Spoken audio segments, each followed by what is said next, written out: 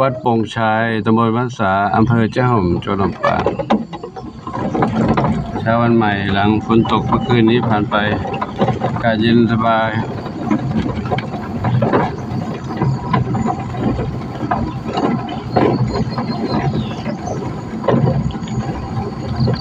ตกไม่มากเท่าไหร่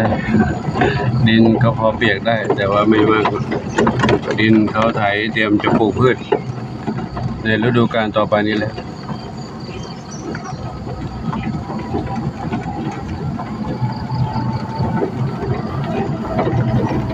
ปลูกพืชหน้าฝนก็จะประหยัดน้ำนิดหนึ่งไม่ต้องสูบน้ำใส่นะลดต้นทุนได้บ้างแต่ถ้าฝนตกเยอะไปน้ำก็ท่วมอีกทุกอย่างก็มีความเสี่ยงทั้งนั้นทำงานนะทำปลูกพืชได้แล้วก็เสี่ยงภัยแล้งทำหน้าฝนก็เสี่ยงน้ำท่วมทุกอย่างก็มีการลุ้นก็จะมีสิ่งที่มาคอยเป็นอุปสรรคก็เรื่องฝนเรื่องน้ำเรื่องแมลงเรื่องศัตรูพืชแมลงนกมากินก็ต้องเลือกปลูกพืชที่อยู่รอดปลอดภัยจากศัตรูพืชได้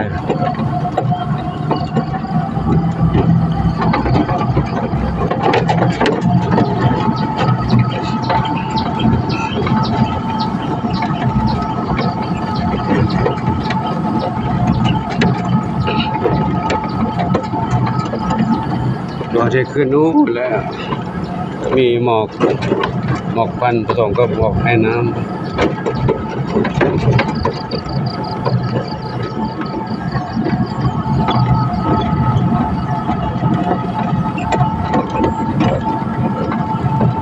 ก็มาถึงวัดแล้วน้องแม่น้องไก่รอกันอยู่ไหม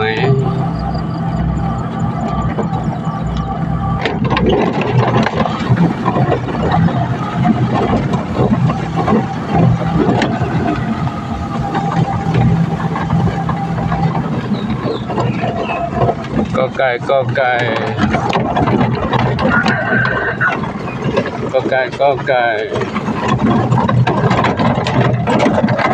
มะเหมียวไม่เอาไปต้อนรับเลยวันนี้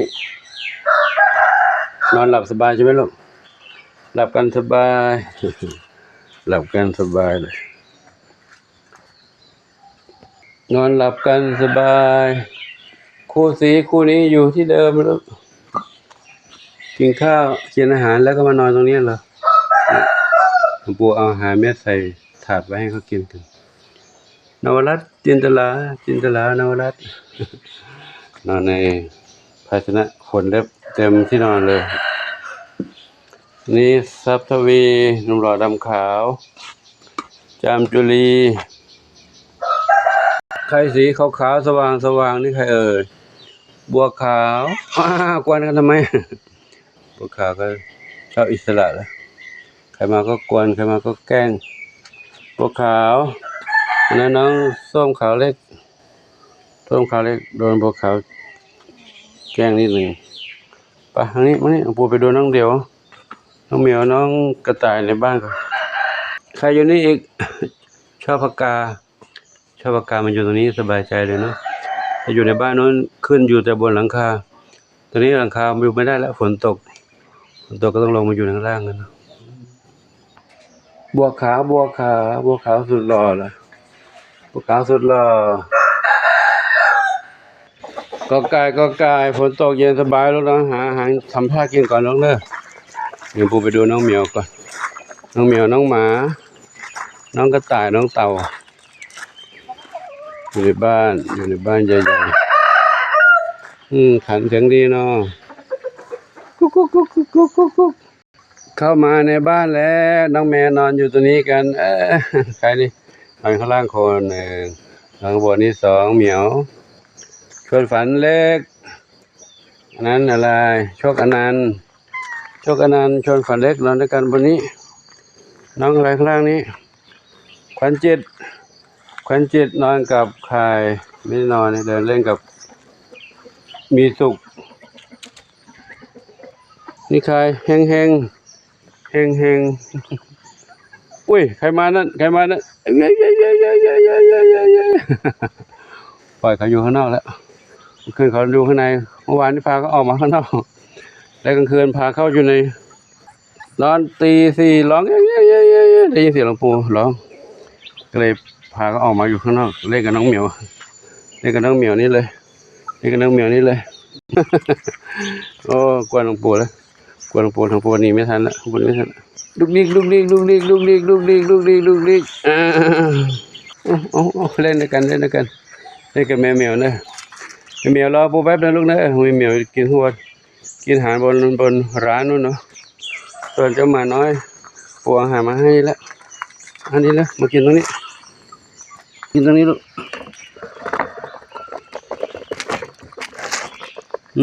หิวข้าว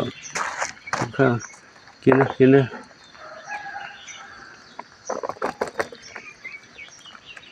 กินตรงนี้เลย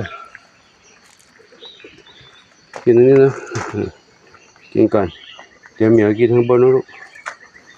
กินบนนู้นนะเหมียวกินนู้นกินกับหมาไม่ได้หมาแย่งเดี๋ยวเหมียวมานี่มาเขาใครอยู่นี่ชวนฝันใหญ่นอนสบายตามเลขหางกวักตรงนั้นเท้าเล็กกระต่ายน้อยนี่ทางนู้นนอนอยู่แล้วก็มีนู่นกระต่ายน้อยทำไรกระต่ายน้อยทำไรกระต่ายกินอาหารตั้งแต่เช้ากินอาหารเม็ดอาหารหญ้าแห้งอาหารหญ้าสดกินแล้วก็เล่นแล้วนี่กระต่ายสีนี่แก้มฟูวันก็ลองดูแล้วไม่รู้ว่ายังแยกไม่ได้หรอกผู้หญิงผู้ชายหมาน้อยเล่นกับกระต่ายเลยเล่นกันนะเล่นกระต่ายไปวิ่งเล่นนะลูกเล่นตรงไหนก็เล่นเลยเล่นกับเหมียวนะเหมียวอยู่นั่นเลยไปเลยกินเร็วกินแป๊บเดียวเสร็จแล้วแม่เขากินอาหารเม็ดตอนหลวงปู่ไปบิณฑบาตเล่นกันเจ๊หมาแมวกลัวหมาวิ่งไปนั่นแหละเล่นกันเนาะเป็นเพื่อนกันเด้อเราเป็นเพื่อนร่วมกันเป็นเด็กวัดด้วยกันอยู่ด้วยกันด้วยความรักทีนี้ก็ปล่อยเขาเดินนี่นะเพราะเอาไว้ในโน้นเขาร้องอยากออกอยู่ข้างนอกนี่มีเพื่อนเล่นก็ได้ไม่เหงาแล้ว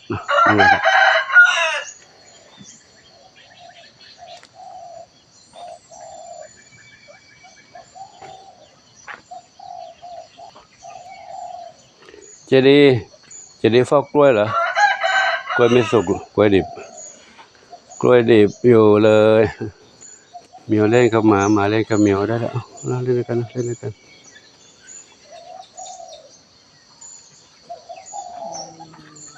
กระต่ายแม่ขุดหลุมทำไรลูกหลุมชอบอยู่ในหลุมเหรอชอบอยู่ในอุโมงค์เขาขุดกระดินแต่ตัวผิวเขาก็สะอาดได้นะเขาไม่ได้อาบน้ำแต่เขาก็สะอาดได้นะเมียเล่นกับกระต่ายได้จุบกันได้นะเมียกับกระต่ายเป็นเพื่อนกัน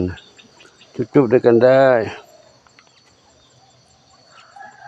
จุบเลยจุบหมาจุบไหมเล่นด้วยกันไป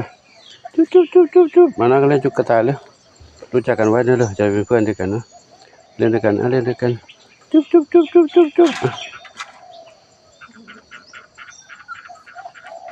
นี่กบเขียดแล้วแอบแล้ว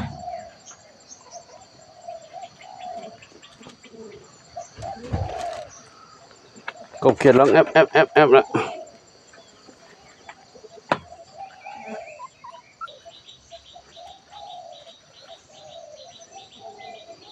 และหนึ่งบุคคลยุติคลิปนี้ไว้ที่นี้กันนะขออนุโมทนาสาธุกับทุกคนทุกท่านที่มีความรักความเมตตาต่อน้องเหมียวน้องหมาน้องไก่น้องเต่าน้องกระต่ายและสัตว์ประหลาดทั้งหลาย ขอบุญกุศลราจงอำนวยพรให้ทุกคนทุกท่านพบความสุขความเจริญมีความสุขกายสุขใจปรารถนาที่ใดขอได้ทุกความมุ่งมั่นปรารถนาทั่วกันทุกคนทุกท่านเถิดน้องใหม่อยากเล่นด้วยกระต่ายกระต่ายวิ่งหนี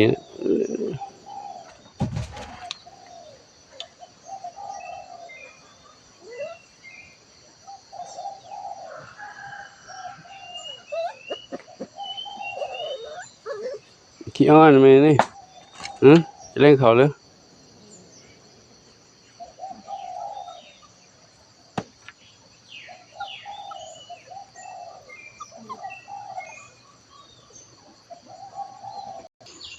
น้ำเพชรอยู่ตรงนี้น้ำเพชรปุยฝ้ายนอนนี่เลย ปุยฝ้ายกับน้ำเพชรน้องหมามาด้วยมาเล่นกับน้ำเพชรไหมลูกมาเล่นกับน้ำเพชรไหมน้องหมามาเล่นกันไหมหมาวิ่งไปทั่วหมดเลยวิ่งไปทั่วบ้านเลยน้องหมาดีอย่างไม่กินอาหารเม็ดน้องเหมียวหมาไม่กินไม่อร่อยใช่ไหมลูกหมาไม่กินนะบางไว้เขาก็ไม่กินก็กินของพ่อของหมาอย่างเดียวบุญชัยอยากมาเล่นกับน้องหมาไหมมาเดี๋ยวปู่พามาได้เลยเจดีเข้านอนนี่เหรอบุญชัยเล่นกับน้องหมาไหมเล่นน้องหมาไหมเล่นน้องหมาดิไปเล่นน้องหมาอยู่นะบุญชัยตัวใหญ่ๆเนี่ยไปเล่นน้องหมาดิมา